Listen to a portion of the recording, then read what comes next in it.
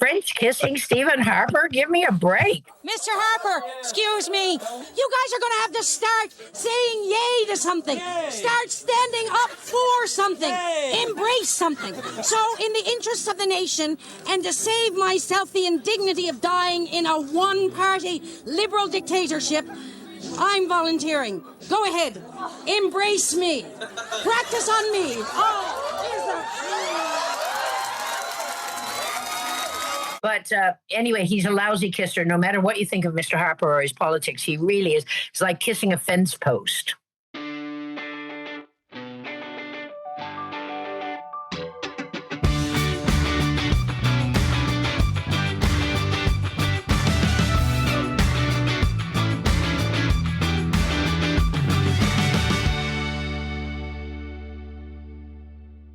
Welcome back to Closer Look. It's Sunday, April the 19th. I don't know about you, but it seems like forever since we've hung out down It has been a while, yeah. This new format changes. How was your week? I don't know. I haven't seen you at all. I know. I really, really missed you. Said no one ever. Said no one ever. No, I know.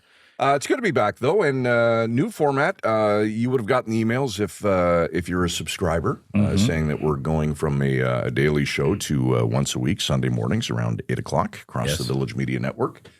Deeper dives, a little more context, bigger stories maybe, bigger guests, and today is certainly no exception. For sure. Did you get any feedback for the change? You know what? We the viewers and listeners are so kind. A lot of people not liking the fact, believe it or not, that we're going from a daily show to a weekly show. So that was great to see.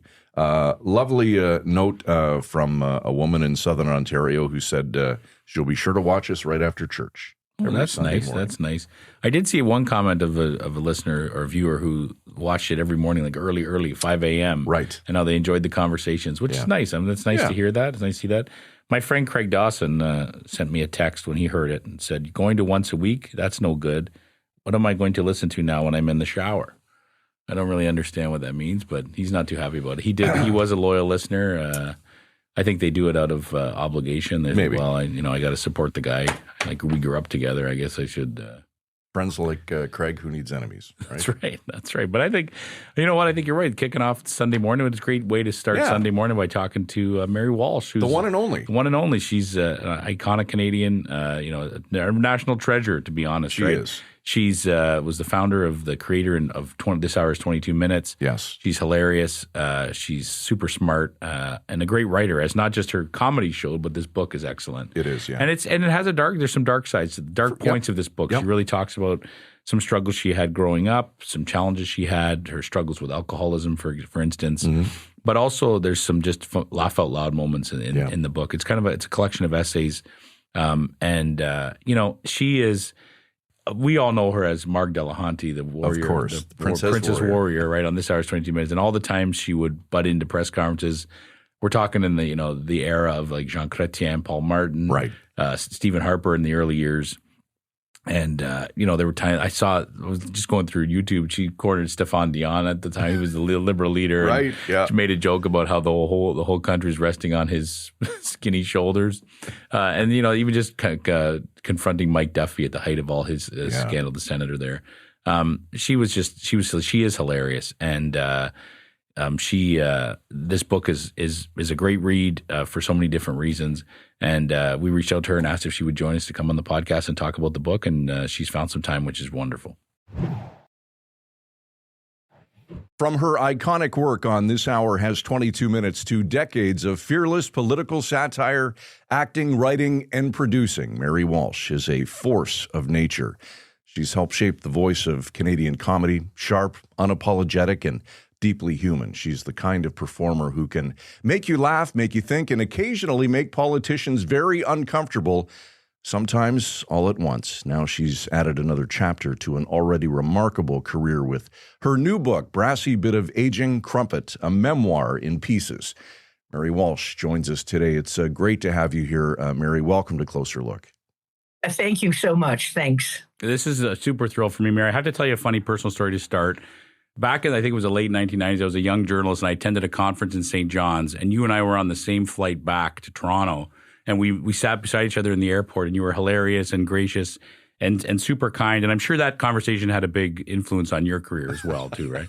Oh, I think it changed it entirely, entirely. I can imagine. But what's interesting is now having read your book and knowing what was going on behind the scenes as you were doing such great work. I mean, this was the peak of this hour's 22 minutes when we met. It was it was a different Mary Walsh going on behind the scenes. It wasn't always easy being you and that kind of fame and what you were doing. No, no, no, no. And when I look back on it now, I feel if I have any sadness about anything, it would be that I clung on there with the alcohol as being my friend and being self-pitying and feeling I was the victim. And no matter what happened, it didn't make any difference. It's like the conservatives, or the Republicans, no matter how much they control, they're still whining on about, this, that, and the other thing. And they don't have this. And the libs are, doing this. And but I was there with them, like foolishly stuck in some place that I could have, if I had the sense, if I had 2 clicks to call a clue, gotten out of much faster, and living life on life's terms, as opposed to trying to impose my terms on everything. Exhausting. Mary, the book is brilliant. Why was now the right time to write it? Well, I did write another book called Crying for the Moon, Yes. and HarperCollins published it. And I think it was a Canadian bestseller, but it didn't win any prizes or anything. I was just so happy that I finally did it because it's what I had always wanted to do. But then that was it. I never heard hide nor hair of HarperCollins again. Then a couple of years ago, Iris called me up and said, we were talking and we were thinking, would you like to do a book of essays, a memoir-ish? And I was like, a literary Sally Field. They like me. They really like me. And so I said, yes, right off that. Yes, I'd love to. And having not written any essays to that point and never wanting to write a memoir because of knowing about my kind of sad sack, who's that donkey in with the honey bear, whatever that dog, Eeyore. Yes. Having lived an Eeyore-ish kind of life, I thought, well, nobody's going to want to read this, and I'm not going to want to read it either. But it was a really good exercise. I'm really glad now that I did it, though in the middle of it, I cursed everyone, including myself and the entire international, national, HarperCollins, that I ever read a book in my life, all those things. Yeah. It was a very difficult process for me, but really very worthwhile in the end. Therapeutic, I bet. I think so, for sure. Like, I had to write about my mom. Who wants to do that? Yeah, but anyway, so then I did a lot of research into my mom's life and around my mom's life and stuff. And, I felt different. I'd already actually gotten over, how much I hated my mother. By the time I'd written this, I think I got over it sometime in my 50s. But I was, I just discovered, I thought I didn't have a family because I grew up next door to them for about 13 years and then, never spent that much time with them, didn't think I really had one. And as I was writing this book, I realized, my husband always says, you have an extraordinary family. And I never believed him. And as I was writing the book, I realized he was right. And, I think now, and I didn't say it in the book, and I wish I had, like everything, all my comedy, all my characters, all my everything comes from my family. You know what I mean? And Newfoundland, of course, generally Newfoundland. And I'm so grateful to them today and so glad to have them. And So it was therapeutic for sure. Mary, you write about a lot of things that you've experienced in your life: abuse, emotional, physical, sexual, and you've already spoken openly about alcohol.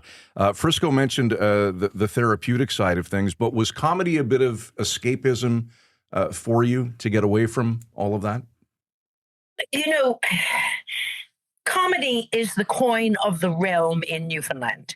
If you're not funny, I don't even know what happened to all the unfunny Newfoundland children. They must have died off or something, because really it was the only reason they let you sleep inside or fed you, for that matter. So there was, everyone in my family is funnier than I am, but being comedy is certainly a way of dealing with things. And I don't think it is a running away, because it is facing it dead on, really, isn't it?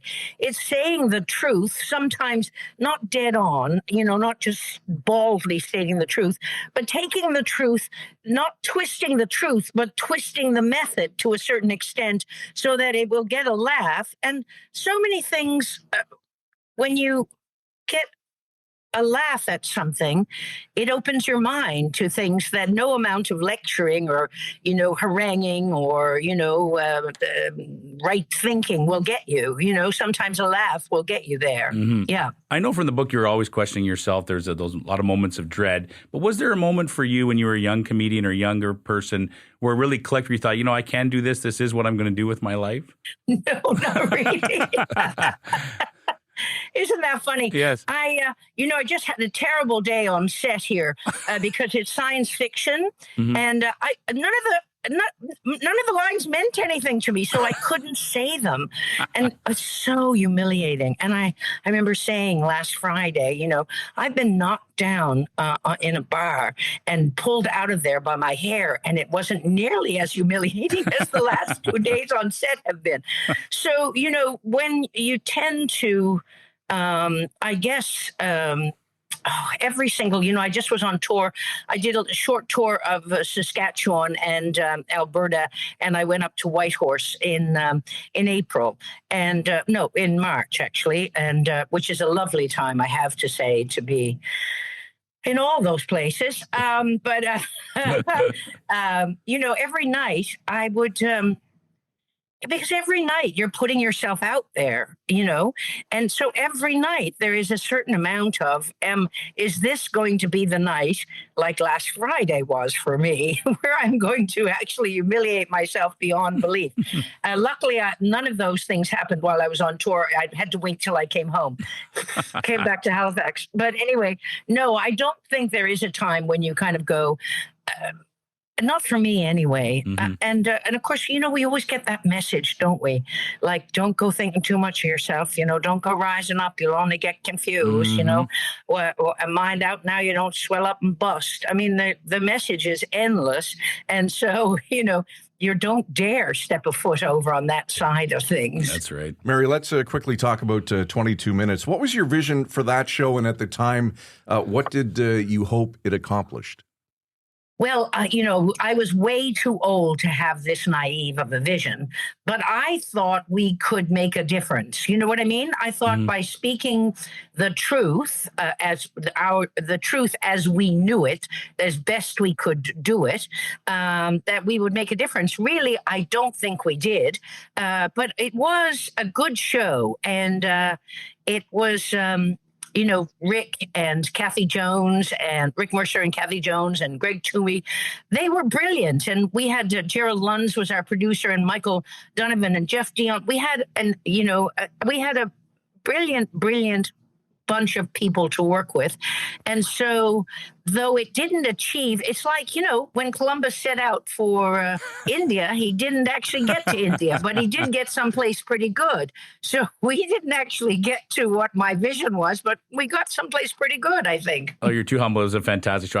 I back to meeting you at the airport, I was starstruck because at the time I was watching 22 Minutes every episode. It was a fantastic show. And it still obviously lives in infamy on that's not the right word, but it lives on YouTube. I was watching some old clips just the other day. Where did Marg Delahunty, the Princess Warrior, come from? Where did that character, how did that get inspired? Back in Codco, Tommy used to do a character called Marg at the Mental, which was based on a person he knew. And so we all used to dress up as Margs, and all the women, including, we would all dress as Marg sometimes. And when we were being men, we would be Jerry. So it was Marg and Jerry. So when Codco when we were finished with that, and Kim Campbell was running for the leadership of the Conservatives, I did a thing on CBC Radio locally where I was running also, Marg Delahunty. And Delahunty seemed like a very exotic name to me. Aunt May had a friend whose name was Marg Delahunty, actually. So it kind of came from two places. That's great. And the sword's from where? Did you go to a toy store to buy that? Well, at some point in doing this hour's 22 minutes, I used to do Marg, but I used to do Marg in her red robe with a lot of jewelry and all that makeup. And we'd go on the road. And at some point, I think this is how it happened. I said to Jeff Dion, who was our road producer, I said, now that I've got my bangs cut like that, at least my head kind of looks like, the warrior princess. Xena. What's her name? Yeah, Xena. Xena, the princess warrior. And I said, we should do a send-up. And he said, you should do, I think he said, you should do Marg as that. And then my brilliant friend, Patty Parsons, made the brilliant costume of Marg, who went on for 20 years. It was just a bit of felt and a bunch of gold glue. That was great. And a plastic sword from Toys R Us. Yeah. You have crashed a astonishing number of press conferences involving prime ministers from all walks of life. One of my favorite was Stephen Harper and the kiss, the infamous kiss. I don't want to cross the line here, Mary, but was there tongue involved? Mr. Harper, excuse me. You guys are going to have to start saying yay to something. Start standing up for something. Embrace something. So, in the interests of the nation, and to save myself the indignity of dying in a one-party liberal dictatorship, I'm volunteering. Go ahead. Embrace me. Practice on me.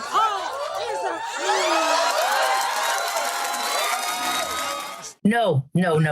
Please. It's all bad enough. I mean, I'm willing to go quite far for the country. I love my country, but French kissing Stephen Harper, give me a break. But anyway, he's a lousy kisser. No matter what you think of Mr. Harper or his politics, he really is. It's like kissing a fence post. It was great, Mary. I rewatched the one with Mike Duffy, too, the other night. And, as a journalist, we often are looking to stop someone, grabbing them outside a building and asking them a tough question as they walk away from us. But when you're on that one, you couldn't just walk away. You walked with him the whole way. He didn't say a word. How nervous were you for that one? Well, I'll tell you what I was for that one. We waited outside for Mike Duffy for 7 hours in Ottawa in the winter. Great. So by the time he actually came out, I didn't feel the least bit nervous. My nerve endings were frozen. Could that character exist today? Because I feel like a lot of people have sort of emulated, and with social media today, there's all kinds of TikTokers and Instagrammers that do this kind of they do crazy things for attention. But you're the original. Could this character exist today? Well, when Stephen Harper took over, he had someone who worked at This Hour's 22 Minutes who played, the single girl character, Cherry Hall, and he had her arrested and taken away in handcuffs. Yeah. And then creepily enough, when she finally did get to see him, he asked her if she liked handcuffs.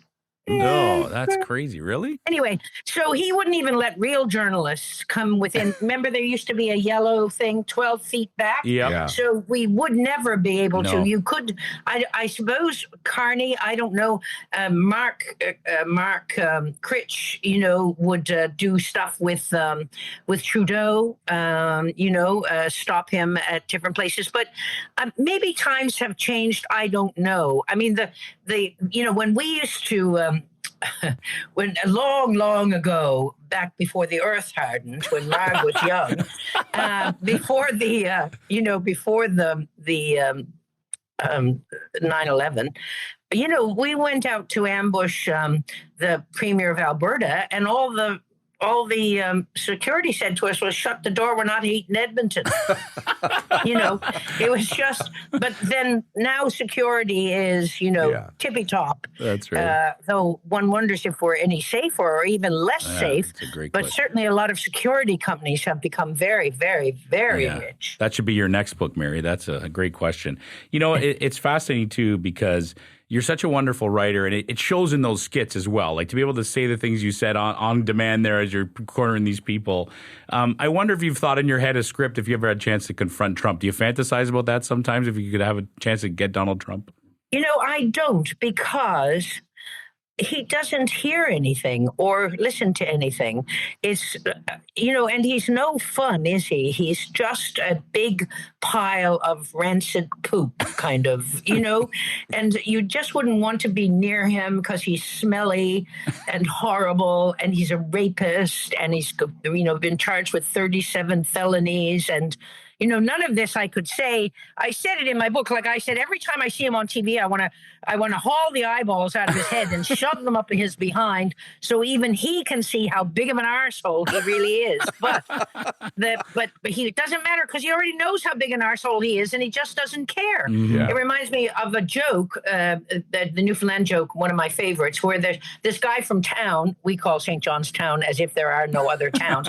Guy from town is looking for a horse, goes down the southern shore, sees a beautiful white stallion in a field that runs down to the ocean, finds the farmer. Farmer says he can buy the horse. The farmer calls the horse over. Here, Dobbin, only one other thing in the meadow, a huge tree right in the middle of the meadow. And Dobbin comes galloping magnificently across the field and whap, hits himself right in the head. And the fellow from St. John says, "Hey, wife," he says, "you were trying to sell me a blind horse." And the buddy from Fairness says, "No, boy, Dobbin's not blind. He just don't give a fuck." And obviously neither does Donald Trump, right? But all that had to be taken out of the HarperCollins book because they tried, Canadian HarperCollins lawyers said some of it had to go. Mm-hmm. Then when I tried to push, then they sent it to international HarperCollins lawyers who said all of it had to go. So I don't even mention Trump in the book. Yes, that's right. Think. He's not. Yeah, that's crazy. For the record, we will not cut any of this. Yeah, that's right. That's all staying. Mary, you say that you're happier than you've ever been. What is life like for you now? What are you up to, obviously, besides promoting this wonderful book? Well, I'm doing this series. It's an MGM series. I can't tell you any more than that, or else I'll just have to have you killed. I think I signed some kind of agreement like that. I don't know, but I think my agent said that. And I'm trying. I just went to Berlin with this film called Come From Away. No, not Come From Away, called Come Home Here. And so I'm trying to get that film made. And I shot a short film that I'm trying to edit from here on like my phone, which is like impossible and just makes you very unhappy. And I don't know what else. I'm sure there's a number of other things that I should be onto. I'll tell you what the worst thing. Oh, that's the train. I'll tell you what the worst thing is. We're trying to get money to someone in Cuba, a friend of ours in Cuba. Oh, see, if I was in Newfoundland, we wouldn't have any of this because they took our railway. But anyway, never mind. And we're just struggling. We got, $100 in, and then I was going to send some more. And but then somehow or other, they don't believe I am who I say I am, and they think there's something terrible going on, like that I'm using somebody else's card or something like that. Mm-hmm. But we did manage to send some groceries, and there's a way that you can send groceries, and they got them, and and so it's not like nothing can be done, as our Cuban friends. As Canadians, we love Cuba. We love Cubans. They love us. We have a long-term relationship with them. And I think everybody should look into how they can help their Cuban friends, how they can get some money, some food, that bastard Trump, as Mom would say, that bastard Trump is after blocking them from getting the oil from Venezuela. And let's face it, they weren't doing that well anyway before the blockade. He's always blockading something, isn't he? Yeah, exactly. Well, we appreciate your time, Mary. We know how busy you are and you have other work to do. But I want to ask you, what's the best piece of reaction you've received from the book so far from anyone? Well, my friend, who's my friend from grade 6, wrote me the other day, and she's, you know the way people are who are your friend from grade 6. She goes, yeah, no, yeah. No, I just didn't like the way you spoke to Joe Clark. I just didn't like that. I didn't think it was. But anyway, Maureen wrote me and said, she loved the book, and you really knocked it out of the park. She said, oh, and I made it to the Globe and Mail bestseller list. Both the general bestsellers, I'm number 6, and the Canadian bestsellers, I'm number 4. And the Star, the Toronto Star, who's always been very kind to me, the Toronto Star, God love them, I'm on their bestseller list too. So that's very kind, right? And not very many people have really talked to me about the book yet. I'm wondering how I made the bestseller list when nobody really, except Rini, has talked to me much about the book. Well, they're going to talk about it now that you've been on our show. This is the big time, Mary, so we really appreciate you coming on. Good. The book is called Brassy Bit of Aging Crumpet, a memoir in pieces. It is a wonderful read. Mary, you are an absolute national treasure. Thank you. Good luck with the book, and we appreciate your time today. That's wonderful. Thank you. Great to talk to you guys. What an absolutely wonderful conversation with Mary Walsh. The book, again, Brassy Bit of Aging Crumpet, a memoir in pieces. It's available through HarperCollins, wherever you would buy your favorite book. So get it. It's a great read. I loved her answer on Trump because I was thinking about, there must be times where she watches him on the news and just thinks, oh, man, if I was the Princess Warrior right now, this is what I would say to him and confront him. And her answer, not surprisingly, was outside the box thinking and different than I expected. Great conversation. I hope everybody's going to enjoy this new weekly format we have. Yeah. I think it's going to be great. We're going to have chats like this and dig into some other deeper issues. Sunday morning. It's going to be great. All right, good stuff. Closer look at villagemedia.ca. That is our email address. And, of course, you can still sign up at closerlookpodcast.ca. And, of course, that's also where you will find every back episode of the program. Check it out and bookmark it today. For Zach Trunzo, executive producer here at Closer Look, and Michael Friscolanti, our editor-in-chief, I'm Scott Sexsmith. Thanks for watching. Have a great week. We'll see you next Sunday right here on Closer Look. Briscoe & Scott's wardrobe provided in part by Moore's Clothing for Men.